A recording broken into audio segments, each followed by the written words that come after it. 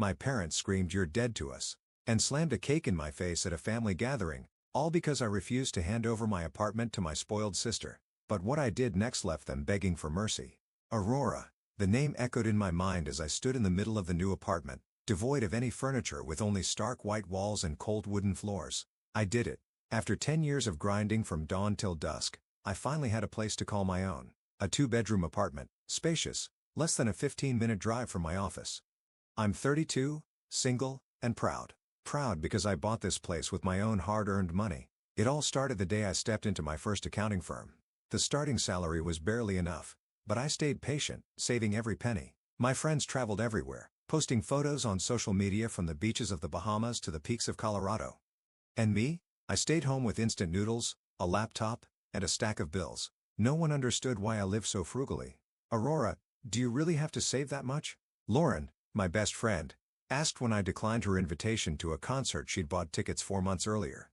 "One day, I'll have a place of my own," I replied. Lauren just sighed while I returned to my shabby rented room, staring at the cardboard boxes filled with books and belongings I'd accumulated over the years. The final push came from my grandmother. She passed away 3 months ago, leaving me a sum that wasn't large, but was just enough to make my dream come true. "Didn't she leave anything for my parents?" I asked her lawyer, still unable to believe it. "She said you'd need it more than them," he replied, his gaze sharp.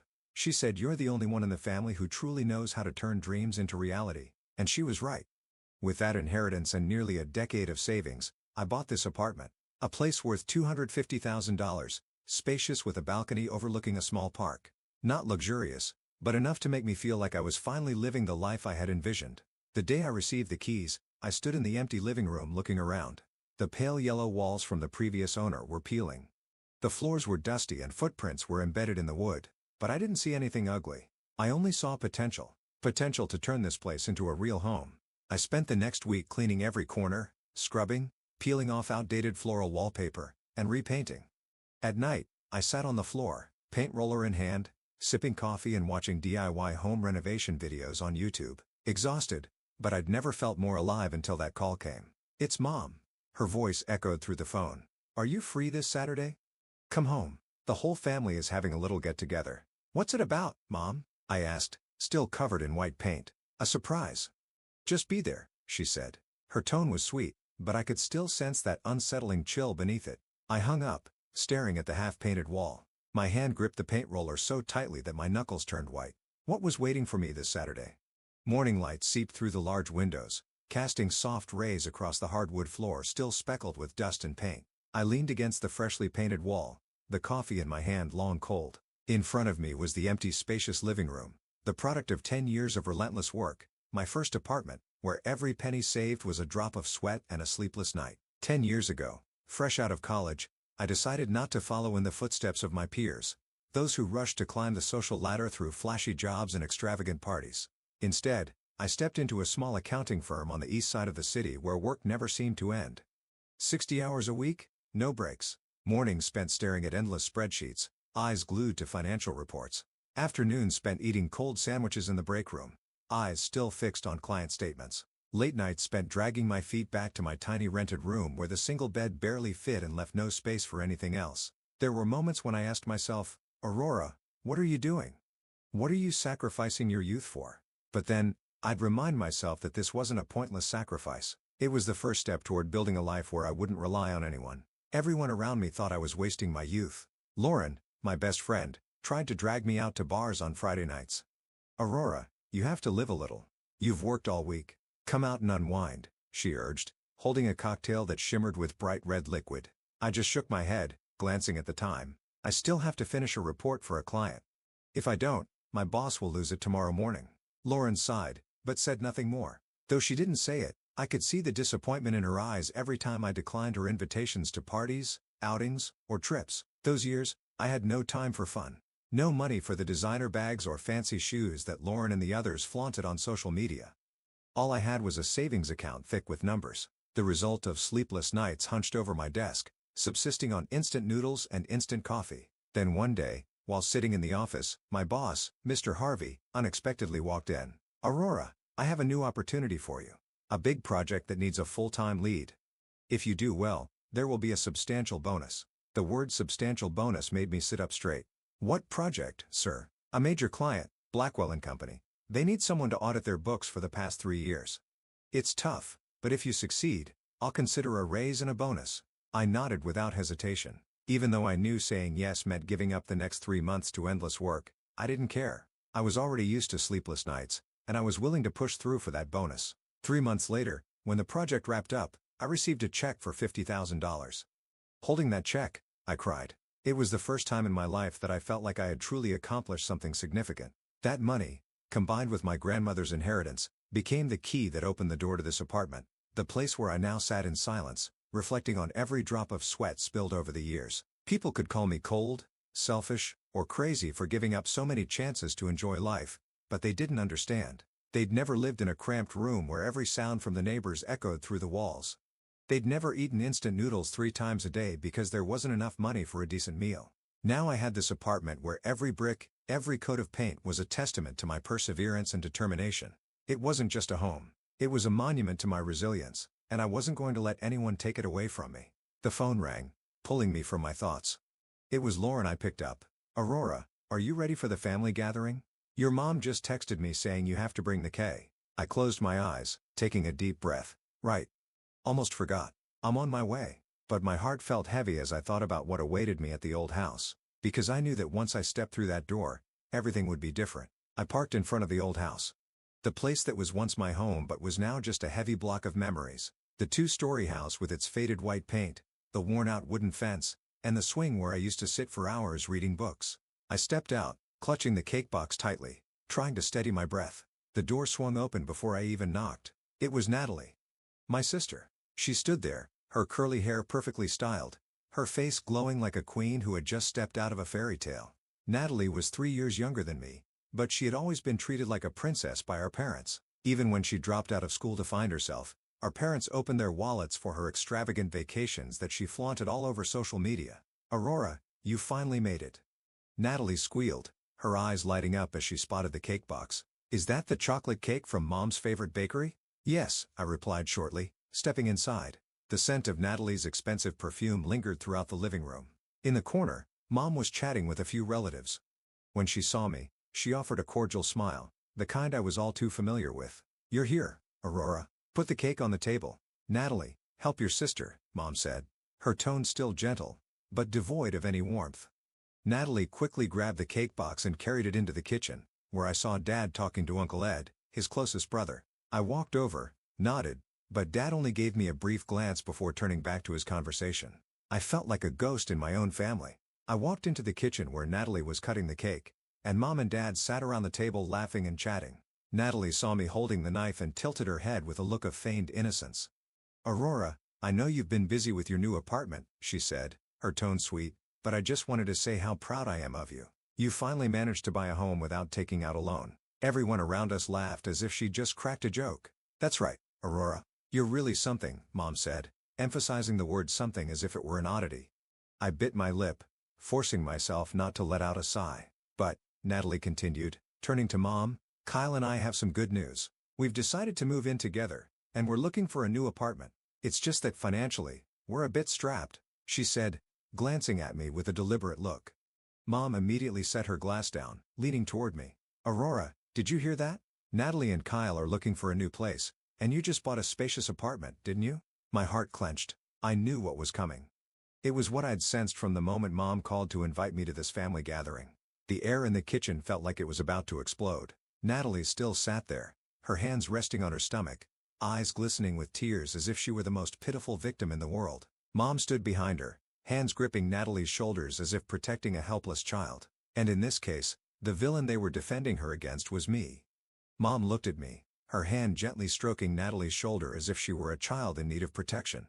Aurora, could you let your sister and Kyle stay at your apartment for a while? They're both struggling. You're living alone after all. You don't need that much space. I swallowed hard. Mom's words echoed in my mind like a verdict already passed. The apartment I had worked my entire youth to save for, now they wanted me to give it up. For Natalie, who had never once taken responsibility for her own life. Natalie offered a weak smile, her hand resting on her stomach, her eyes teary but still glimmering with smug satisfaction. I know you worked so hard for that place, Aurora, but I'm about to be a mother. I'm just asking to stay for a few months. I forced myself to take a deep breath, trying to stay calm. Mom, that apartment is mine. I worked non-stop for 10 years to get it. I won't give it up just because Natalie refuses to stand on her own feet. Natalie burst into tears. She buried her face in her hands, sobbing as if her heart had just been shattered. Mom immediately rushed to her side, hugging her tight, rubbing her back as though Natalie had just endured unimaginable suffering. I told you, Natalie, Mom said, her voice trembling. Your sister only thinks about herself. Don't expect anything from her. If I'm as selfish as everyone says, I said coldly, then what does that make Natalie? She's never tried to stand on her own. Every time things get tough, she just cries and demands. You think I'm going to give up everything I've worked for just because she refuses to try? You're being cruel, Aurora, Dad shouted, slamming his fist on the table. Natalie is about to have a baby. She needs help. How can you be so heartless? Heartless? I let out a bitter laugh that echoed through the room. Do you have any idea how hard I had to work for that apartment? No days off, no moments to relax, all you do is call me selfish? And what about Natalie? What has she ever done besides sit there and demand? Natalie jumped up from her seat, her eyes red, her lips trembling. I'm only asking for a few months, Aurora. I'm about to be a mother. Why can't you think of me just this once? A few months? I narrowed my eyes. Or a few years? Or forever? Natalie, have you ever done anything to deserve being helped? Do you even know what it means to be independent? Mom released Natalie, her eyes blazing with anger. She marched straight toward me, her face tight, her hands gripping the cake I had brought. Aurora, you've changed, she said through gritted teeth. You're not the daughter I was once proud of. Now you only care about yourself. You're selfish. You're cruel. Before I could say another word, Mom raised her hand. Splat. The room went dead silent. The cake hit my face, cream and chocolate smearing down from my forehead to my neck, ice cold. My eyes shut tight, humiliation seeping through every pore. Everyone stared. Not a single person moving. No one stepped in to stop it. Natalie cradled her stomach, looking down, but I caught the slight curve of her lips, a fleeting, victorious smile. Mom stood there, her breath heavy, her hands still covered in cake and frosting. You're no longer my daughter, she whispered, her voice shaking but firm. And don't you ever come back. I bit down hard on my lip, breathing heavily, eyes clenched tight to hold back the tears that threatened to spill. Without a word, I turned and walked away. Each step felt heavier than the last. I sat alone in my empty apartment, the living room lights still not installed, only the dim glow of a single desk lamp casting shadows across the walls. The room was so silent, I could hear the pounding of my own heart.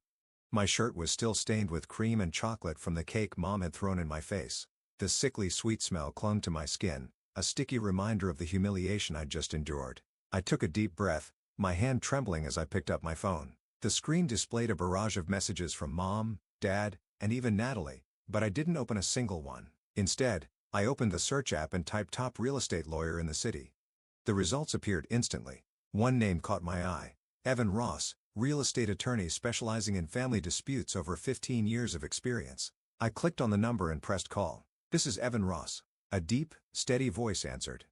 I need legal advice regarding property ownership, I said, struggling to keep my voice steady. It's about the house my parents are living in, the house that was left to me and my sister. Do you have documentation proving ownership? Evan asked. Yes, I have my grandmother's will, clearly stating the house is to be split between me and Natalie. But since her death, my parents have taken over the entire property and haven't paid me a single cent. Evan paused for a moment as if taking notes. So what do you want to do? Do you want to demand that your parents pay rent, or are you asking to sell your share? I want my share back, I said firmly, my gaze fixed on the blank wall in front of me. I'm done being treated like I'm invisible. They've taken everything from me. Love, respect, but I won't let them take what's legally mine. I understand, Evan said, his tone lowering. We'll start by sending a notice demanding they either pay rent or buy out your share. If they refuse, we'll proceed with a lawsuit and request the house be sold to split the proceeds. Do it, I said, my voice unwavering. I'm ready. 2 days later, an official letter was delivered to my parents' house, the house they'd been living in as if it were theirs. That evening as I returned home from work, my phone rang. It was Lauren, the only friend I had left. Aurora, have you seen Facebook? Lauren's voice was frantic. Your mom just posted something. You need to check it right now. I opened the app, my heart pounding against my chest. My mom's post was at the top of the page, shared, and commented on more than any of her previous posts. It breaks my heart to say this, but sometimes your own family can be the coldest, most selfish people. My daughter, Aurora, has decided to kick her own parents out of the home we've lived in for 30 years, all because of money. She wants to sell the house, leaving Natalie, her pregnant sister, and her husband homeless. Below that were hundreds of angry comments. Oh my God. Aurora is a monster. For everything her parents did for her, she's kicking them out? Poor Natalie. How will she survive with a baby on the way and nowhere to go? I gripped the phone tightly, every word cutting into me like a knife. Mom had turned me into the villain in everyone's eyes, while the truth was the exact opposite. The phone buzzed again. A message from Natalie. Are you happy now? You've turned this entire family against you over that stupid apartment.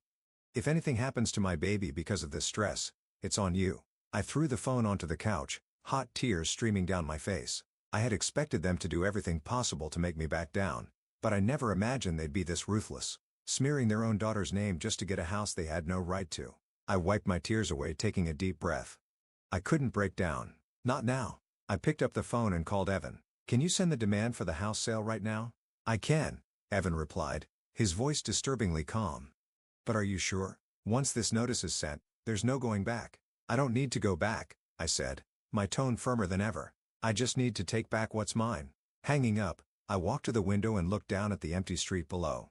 Outside, the sky was pitch black, and the yellow streetlights cast weak, flickering shadows across the sidewalk. As I had changed, I was no longer the weak Aurora who always backed down and let herself be trampled on. The day of the mediation arrived. I stood outside Evan Ross's office building, taking a deep breath to steady myself. The glaring sun bore down on me, but I felt no warmth. Today, I was going to face the entire family, the people who branded me as a traitor just because I dared to stand up for my rights. Evan was already waiting in the conference room. He sat with one leg crossed over the other, holding a thick stack of documents. When he saw me enter, he gave me a slight smile. Ready, Aurora? I don't have a choice, I said, trying to keep my voice steady. Evan nodded, his eyes cold and sharp. Remember, this is the last chance for your family to negotiate. If they don't agree, we'll take this to court. Are you sure you won't change your mind? I'm sure, I said firmly. The conference room door swung open. Dad, Mom, and Natalie walked in, followed by Kyle, the man I always saw as a freeloading parasite. Natalie wore a light blue maternity dress, her hands resting protectively over her belly like she was cradling a precious treasure. Her eyes were red and puffy, her lips trembling as if she'd been crying all night. Mom walked past me without even a glance. She sat down, placed her purse on the table, and folded her arms. Dad took the seat next to her, his fists clenched, eyes glaring at me like I'd just committed a heinous crime. Let's begin, Evan said, his voice calm but commanding. Today, we're here to discuss the ownership of the house left to both Aurora and Natalie by their grandmother. According to the will, the house is to be divided equally, half to each of them. Aurora is requesting to sell her share and split the proceeds. Split? Mom scoffed, letting out a bitter laugh. So my daughter wants to kick her family out on the street just to get some money? The daughter I raised for 30 years is really doing this to her own parents? I'm not kicking anyone out, I said, keeping my voice level. Mom, Dad, and Natalie can stay in the house as long as they pay me the amount equivalent to my half, or they can agree to sell the house and split the money according to Grandma's will. Natalie let out a strangled sob, tears spilling down her face. You want to take money from a pregnant woman? You're really that heartless, Aurora. Kyle placed a hand on Natalie's shoulder, his voice rising. Aurora, Natalie is pregnant. She needs a stable home to have this baby. She can't be out on the streets just because you want money. Out on the streets? I raised an eyebrow. You two can find somewhere else to live or buy my share of the house. It's my property, and I have every right to decide what to do with it. Dad slammed his fist on the table, eyes blazing. Aurora, do you really have no sense of family? We've raised you, fed you, educated you, and now you want to take money from your own parents? I let out a cold laugh. Raised me? You raised me because you had to. Meanwhile, Natalie got everything, from cars to luxury vacations. And me? I had to work part-time jobs from 16 just to buy my own textbooks. Do you remember that? Mom turned her face away, saying nothing. Evan, I said, turning to my lawyer, tell them the amount I'm asking for. Evan nodded, opening the file. Based on the latest appraisal, the house is currently valued at $340,000. Aurora's half share amounts to $170,000. If they can't pay this amount, we will proceed to request a court-ordered sale of the property and split the proceeds evenly. Mom took a deep breath, her eyes burning with hatred. Daughter, I sacrificed so many years raising you. And now, over $170,000, you're throwing your own mother and sister out? I'm not throwing anyone out, I said, my voice as cold as ice. You can stay. Just pay me what's legally mine.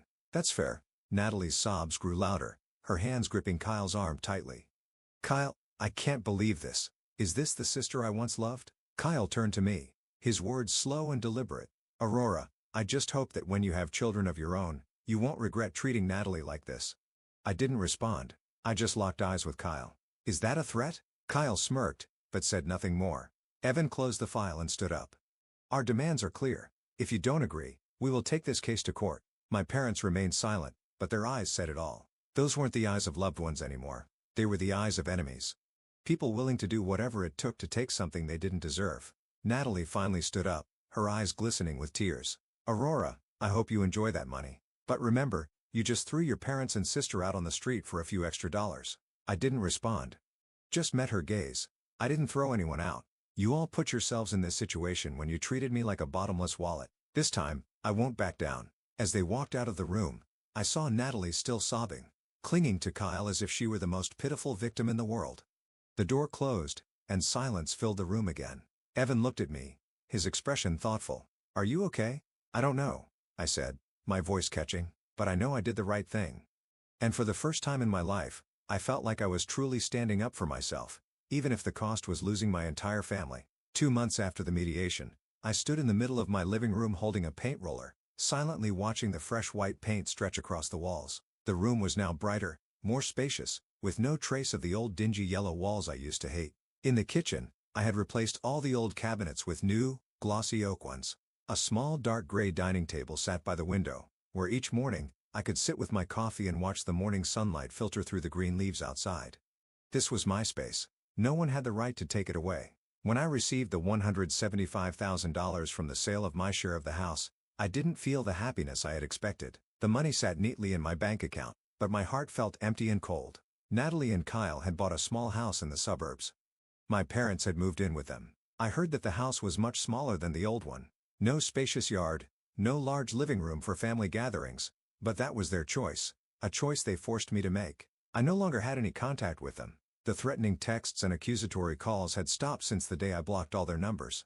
Both Facebook and Instagram, I deleted my old accounts and started fresh with a limited friend list. Only those who truly cared about me, not those who only saw me as a source of money. One late night, as I sat on my old couch, the only piece of furniture left from my previous rental, my phone suddenly buzzed. It was Lauren. Aurora? Are you okay? Her voice was filled with concern and sincerity. I'm fine, I said, staring up at the ceiling fan, its blades spinning in a slow, steady rhythm. Are you sure? I heard Natalie just had the baby. Your mom posted pictures on social media saying the baby doesn't have an aunt because her aunt abandoned her family. My heart clenched. I closed my eyes, trying to stay calm. Yeah, I figured they'd say something like that. Lauren was silent for a moment before she spoke again. Aurora, you did nothing wrong. You did everything you could. They don't deserve your sacrifice. I know, I said, but my voice cracked. But why does it still hurt so much, Lauren? How could they treat me like this? Because they never saw you as family, Lauren said, her voice heavy with sympathy. Real family isn't about blood. It's about people who truly love and respect you. And Aurora, they never did. After hanging up, I sat alone in the dark, letting the tears fall freely. I had lost my family by blood, but I still had myself. A few weeks later, I decided to completely revamp the apartment. I used a portion of the money from the house sale to buy new furniture, a bed, a desk, and a soft gray rug. I painted the walls myself, installed a new chandelier, and transformed the apartment into a place where the painful memories no longer lingered. Every morning, I woke up early, brewed a hot cup of coffee, and sat by the window to read, something I never had time to do before. I signed up for a weekend yoga class and started attending workshops on real estate investment, a field I was beginning to consider pursuing. I also started keeping a journal, writing down every emotion, every thought. Some pages were soaked with tears, while others were filled with messy, disjointed scribbles. But with every page, I realized one important thing. I didn't need anyone else to validate my worth. I was free, I was independent, and I could rebuild my life without seeking approval from my so-called family. One afternoon, as I arranged flowers in a new glass vase, the doorbell rang. I walked over and peered through the peephole. It was Lauren. She stepped inside, her eyes shining. Aurora, do you know what I just heard? What? I asked, placing the vase down on the table. Your parents are at risk of losing their house, Lauren said, her eyes filled with confusion. Kyle can't keep up with the mortgage payments, and Natalie just had a baby, so she's not working.